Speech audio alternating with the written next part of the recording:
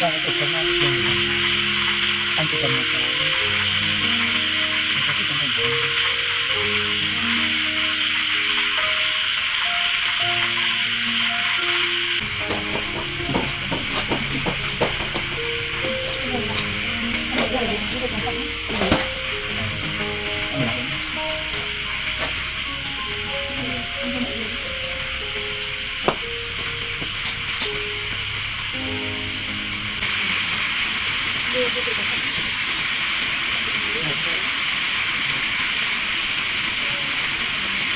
Anh là đến ạ.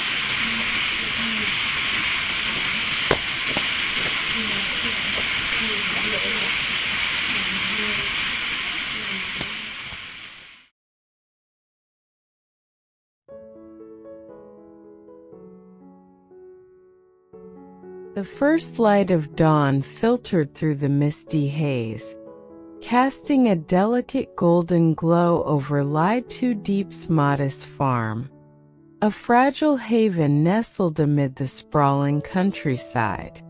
The air was thick with the damp, earthy scent of soil saturated by the previous night's rains, mingling with the faint bitterness of wet leaves and the distant call of a rooster breaking the silence. The field stretched out before her, a patchwork of vibrant green rice paddies interrupted by shimmering puddles reflecting the overcast sky, their surfaces rippling with each gentle breeze. With a woven basket slung over her shoulder, its edges frayed from years of use, Diep stepped into the muddy terrain, her worn rubber boots sinking slightly into the soft ground as she made her way toward the flooded paddies. The water glistened under the early sun, a mirror to the world above, and she waded in, the cool liquid lapping at her knees as she began her task. Her hands, calloused yet nimble, plunged into the silted depths, searching for the smooth shells of tiny snails and the rough edges of clams buried beneath. Chúc mọi người xem video thật vui vẻ. I heard this spot's brimming with snails and clams, so today I'm heading out to catch some to sell, she said, her voice bright and cheerful, imagining her audience tuning in from afar. Her fingers brushed against the first find, a small snail, and she smiled. Does anyone else live where these are common? They make such delicious dishes. Stir-fried with garlic, steamed with lemongrass, you name it. Hope everyone's work is going smoothly. Wishing you all good health and strength, she added, her tone warm and inviting, a lifeline to the world beyond her quiet village. Hours slipped by, the sun climbing higher in the sky, its heat intensifying and blending with the cool water that soaked the hem of her trousers. Diep's hands moved with a rhythmic grace, pulling up handfuls of snails and clams, her basket slowly transforming into a glistening treasure trove of her labor. The morning buzzed with life, the hum of insects darting around her, the occasional splash of a frog leaping into the water, and the distant chatter of farmers tending their fields.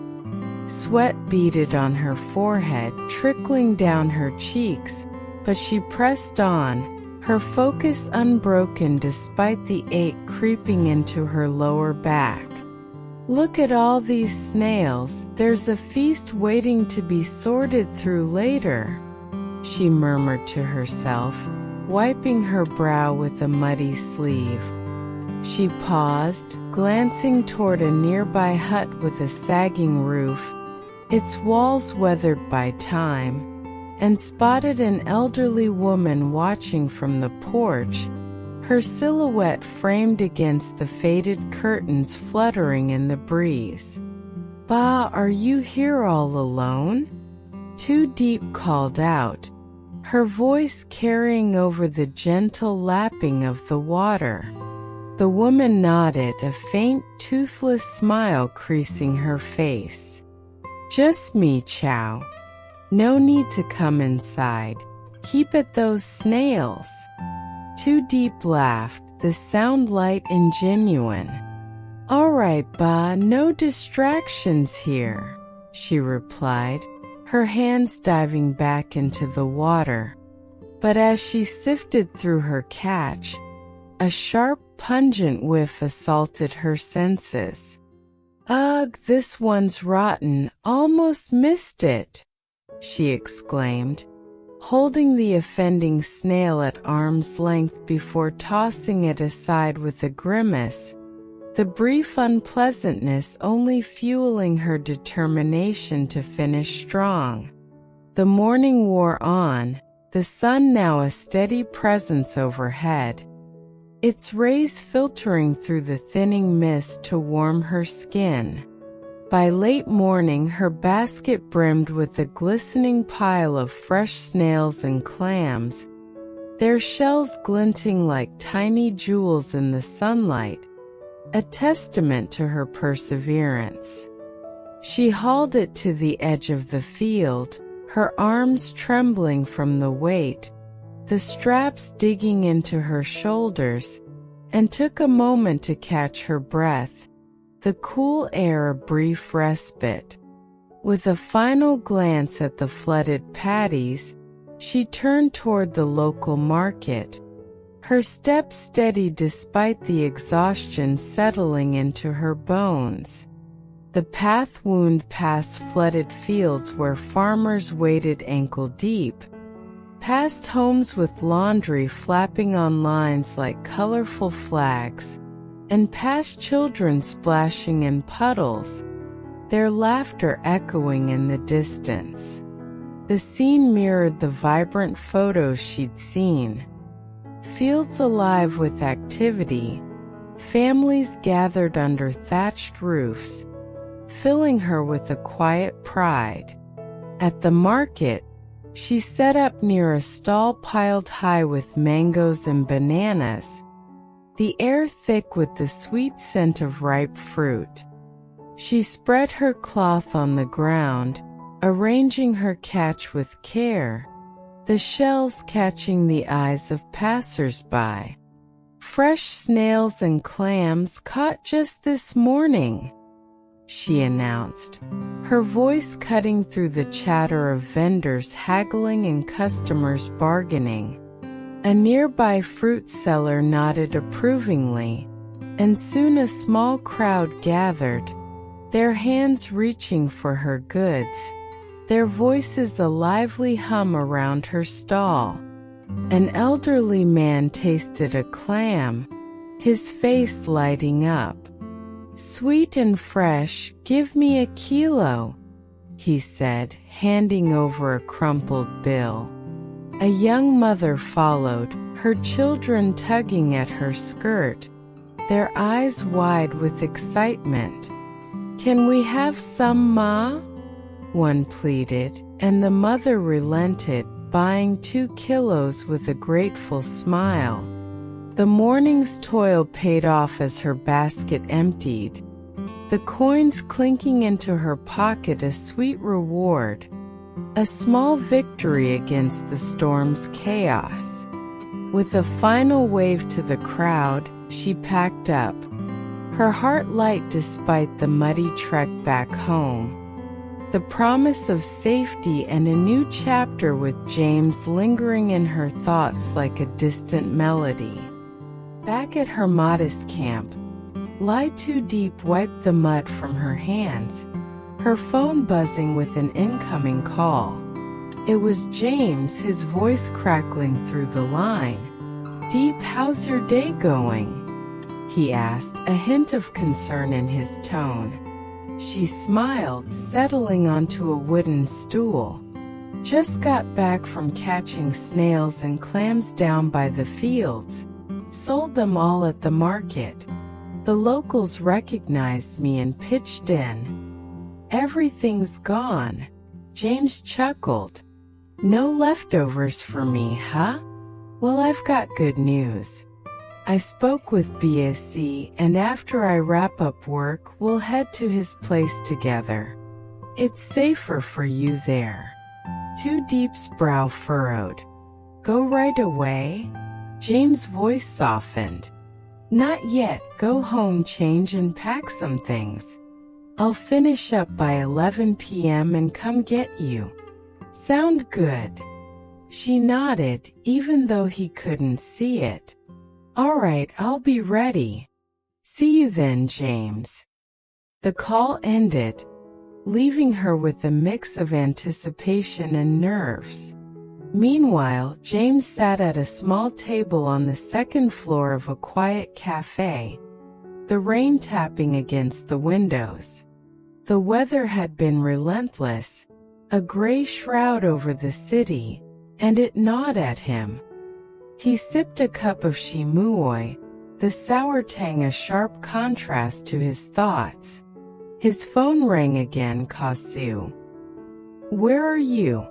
James asked, his voice tight. Running a bit late on 5 more minutes, Sue replied. Hurry up, James urged, glancing at the papers spread before him. When Sue arrived, rain dripping from his jacket, James handed him a stack of documents. All done? He asked. Sue nodded. Everything's complete. James leaned forward.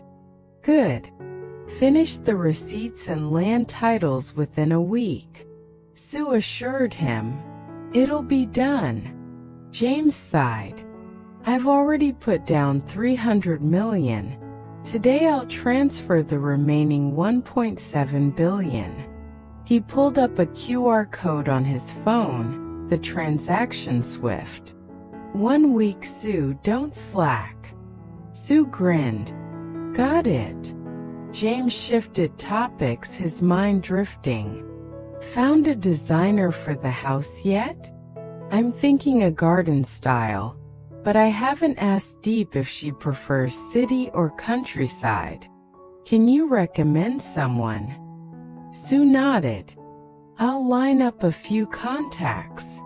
James tapped his chin. I'm budgeting $2 billion, maybe 3.2 if needed, but let's cap at 2.5. The land we bought, permits all set. Sue confirmed. All clear. James mused. I heard the price jumped. Any idea how much now? Sue shrugged. Could be double, but it's a solid deal. James smiled. Thanks for the tip, great find. I'll head out now. As he stood, his phone buzzed. His mother. James, are you bringing Diep to BAC's? I want to come too, she said. Sure, Ma. I'm on my way to pick you up, he replied. At home, he called her to the gate. Wait a sec, Ma, he said, helping her into the car. She asked, Is Diep's place far? James shook his head. About 10 kilometers, quiet, safe. Back used to be a tough guy back in the day. No one messes with his turf. His mother frowned. If we can't find someone reliable, I'd like Diep to stay with us. James hesitated. She's shy, living together unmarried might stir gossip. His mother relented. Fair enough, she added. I want to see her place myself. I'm worried with her alone. James nodded. She'll stay with BC for now. I'll handle Kaudao soon. Got a high-ranking military contact who can move fast. His mother squeezed his hand. Help her, son. Settle this for peace of mind. James agreed. I'll pick her up first, then we'll go to BAC's. Wait at the camp, Ma. I'll help Diep pack. The rain intensified as they drove, the wipers slashing through the downpour, a tense silence settling between them. At the camp, Diep packed a small canvas bag, her hand steady as she folded a spare shirt and a worn scarf, the faint scent of rain seeping through the cracks in the walls. The night was thick with the rhythmic drumming of rain on the tin roof, a stark contrast to the warm, lively scenes in the photos she glimpsed, families gathered around tables, laughter filling the air. Her mind lingered on James' promise, a beacon of hope amid the uncertainty, when miles away, a shadowy figure paced a dimly lit room, his face taut with frustration. This man, perhaps Tung's rival or a darker player yet unnamed, loomed over a cluttered desk, his voice sharp as he barked at a subordinate. "How's the investigation on Tung going? I need answers," he snapped, rubbing his temples as if to ward off a headache. The man shifted uneasily, his hands clasped behind his back. "We've tailed him for days, but no solid leads. Nothing we can use." The boss slammed a fist on the table, the sound echoing in the sparse room. "Dig deeper, send more men. I want results, not excuses." The subordinate nodded quickly. "Yes, sir. Yesterday we saw 2 cops at his place, talked for a while. Looked like it was about his pomelo exports." The boss scoffed, his eyes narrowing. "Exports? That's a flimsy cover. Cops don't handle permits for fruit. Keep watching him." The subordinate hesitated, then added, "The job you ordered failed. James and Diep are back together, stronger than before." Rage flashed in the boss's eyes, his voice dropping to a dangerous growl. "Keep on Tung. I'll deal with them myself. Add more eyes for a couple of days. Don't let me down again." The man hurried out, leaving the boss seething, his plans unraveling like threads in a storm. Meanwhile, James, his mother, and 2 Diep arrived at Lythucan's house, the rain-soaked path illuminated by a single flickering lantern swaying in the wind. The air was heavy with the scent of wet earth and wood smoke as James stepped forward, shaking Lythucan's calloused hand. "I called earlier. Thanks for letting Diep stay a few days. She needs a safe spot with everything happening," he said, his voice steady despite the tension in his shoulders. Back then, a sturdy man with a weathered face and a quiet strength, nodded, his eyes warm. "Come in, all of you. Let's get you out of the rain." Inside, the room was cozy, the walls adorned with faded photos of harvests past, and a wooden table scarred by years of use. James turned to Tien, his tone earnest. "How's the flood affecting you, Bac?" Tien sighed, gesturing toward the window where the fields lay submerged. "Ruined the rice, water's taken everything." James nodded, his expression mirroring the concern. "Same where I am. Diep will stay here a bit.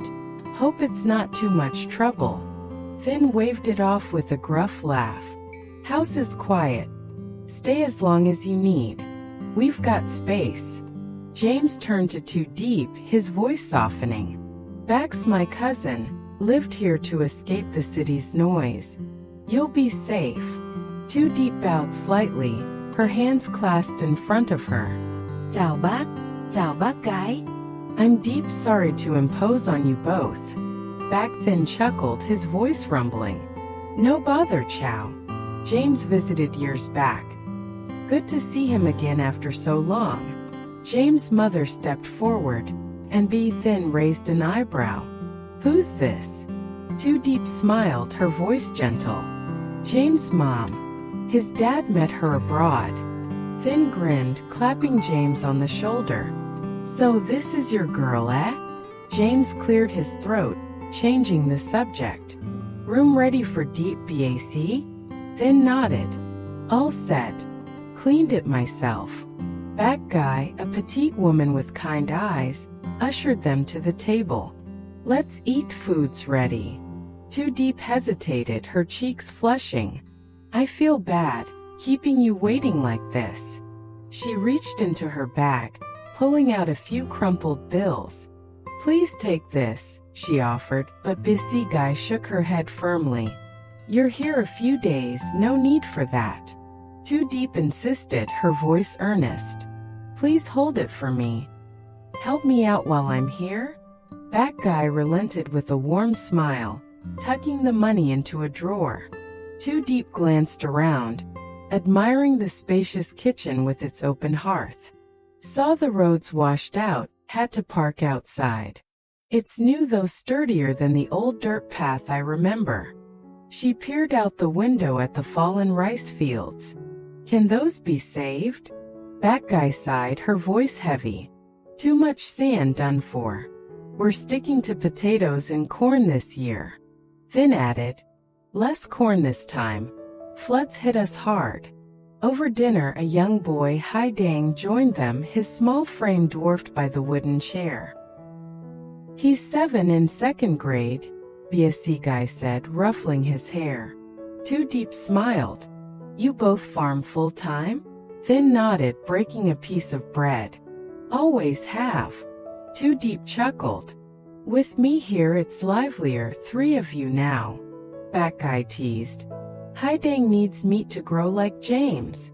Too Deep laughed. He eats well, look at him go. The meal ended with Too Deep thanking them, her voice sincere. Food's delicious. Lucky to join you. That guy waved it off. Glad you're here. Place gets lonely. James turned to Too Deep, his eyes serious. Stay a while, please. She nodded. Maybe I'll stay, then return to the camp. Be careful, James. Don't let anyone hurt you. He sighed, his hand brushing hers. Sorry you're dragged into this. She squeezed his fingers. It's fine. Being with you makes it worth it. James' voice softened. You've been with me through everything, happy or hard. I'm grateful. Too Deep smiled. I only have my heart to give back. You loved me when I had nothing. James nodded. That's all I need. He paused, his gaze intense. I've seen so many talented, beautiful women, but you're the one who moves my heart. I chose right. Too Deep blushed. I'm honored. James continued. I heard once that many stay when you're happy and rich, but few remain in danger or despair. You've been there for me always, healthy, joyful, or struggling. That's priceless. Too Deep's eyes shone. I'm grateful you love and care for me. I had nothing but you stayed. I repay you with all I have. James smiled. In this chaotic life, your sincerity is enough. As the clock ticked past midnight, he stood. It's late. Surprised, she told me about Phyllis, a spas health director who had lost her husband several months before.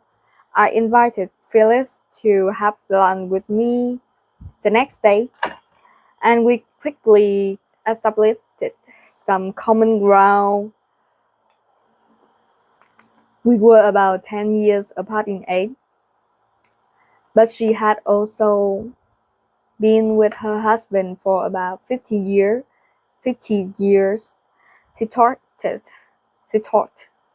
of how they met and what their life had been like. And I could tell by her stories and the warmth of her tone of voice that she, too, had a happy marriage. Then it was my turn, and all I could do was cry, and I told the story of my own